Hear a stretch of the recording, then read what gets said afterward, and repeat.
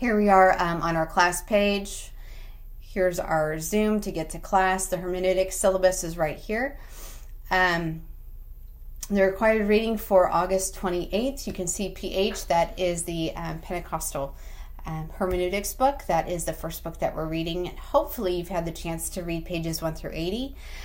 If not, that's okay. You can make sure that you read that for the next class. I also wanted to show you the Getting to Know You page. This is actually a discussion board, and I wanted to show you something that you can do that will actually help you with the video. It's really important to make sure that when you see the instructions that you read everything and that you understand exactly what's being asked of you to do. So it is important to me to get to know you a little bit better. And so what I want you to do is just to create a short video and post it here on this discussion board. An easy way to do this is to click reply right here. And then you'll see this icon right here where you can record or upload media. I do not have Flash on my particular computer, but if you do, you can just record right here and it'll immediately upload to the discussion board. You can also use Vimeo. You can upload to YouTube and put the link here. I mean, there's all different kinds of things that you can do, but it's really good to practice doing this because not just in this class, but in other classes as well. You're probably going to need to do some videos, so it's good to learn it here. Let me go ahead and go back to the home page because everything else that you see here is also on the module for this week. So let's talk about what we have for this week. So August 28th through September 4th. So this opens up for you today. So this is the required reading for Module 1. And I believe somebody has their microphone on. So if you could turn that off, please, that would be great. All right, so the required reading for Module 1 is going to be the Pentecostal Hermeneutics book, the reader, pages 81 through 146. So it's right there for you. And then you can either go back to the home page or you can click on this next button.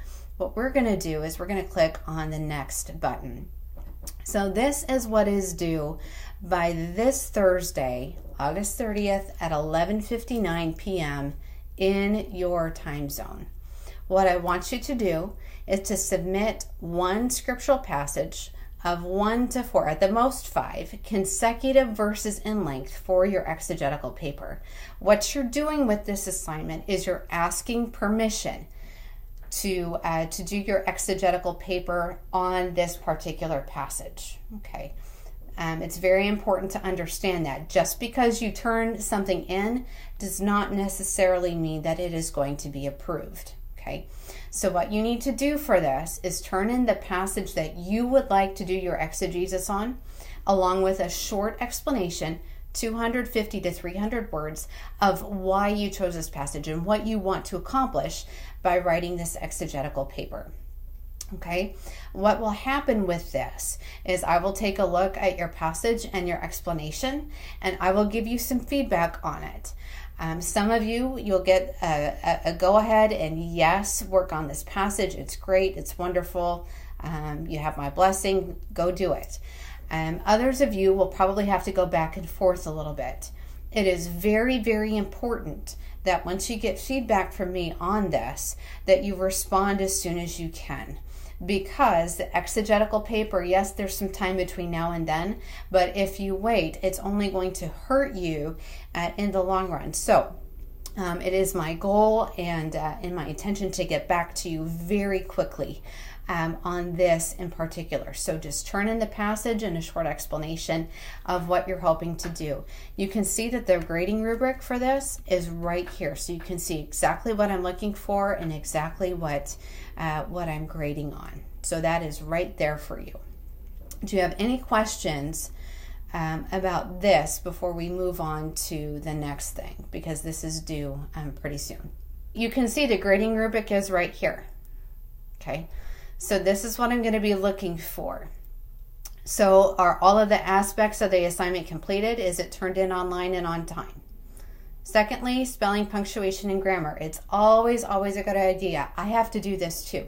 It's a very, very good idea to do a spell check at the end of your writing. So just do a quick spell check. Make sure that the grammar is good, that the spelling is good, the punctuation is good, and then the content. Did you list the passage? Okay, and remember, these are consecutive verses. These are not 2 or 3 or 4 different passages from all over Scripture. They are one passage that is 1 to 4 or 5 verses in length consecutively. Okay, so again, it is one passage, not multiple, one passage that is 1 to 4, at the most 5 verses in length. Okay, so consecutively. You're going to turn that in along with an explanation of what you want to do.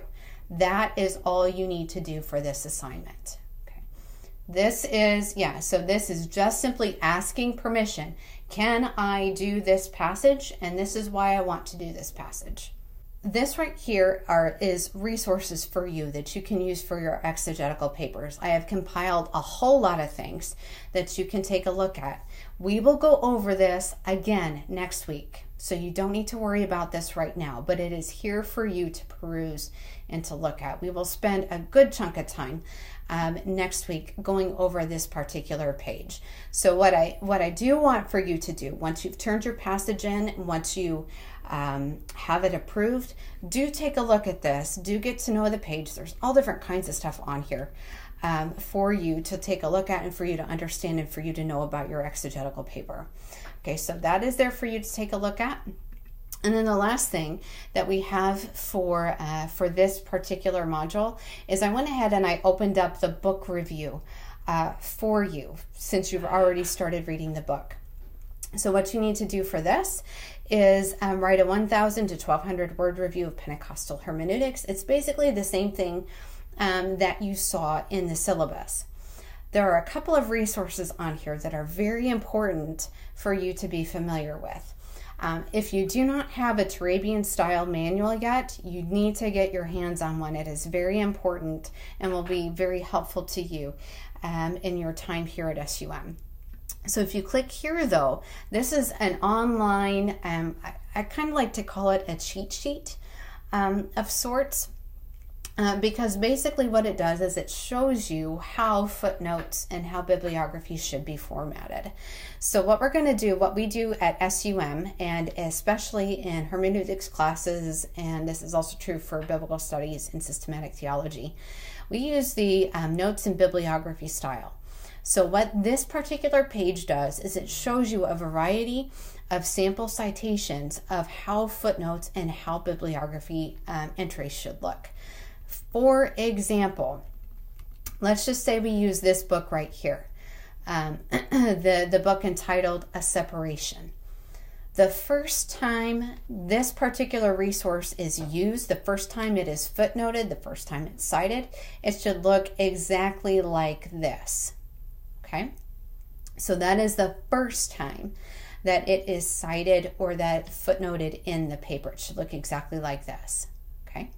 The second, third, fourth, fifth, 10th, 20th time, which it won't be that way in our class because our papers are shorter, but anytime after that, it's going to look like this. So it'll be shortened author's name, shortened title, and the page numbers. Okay?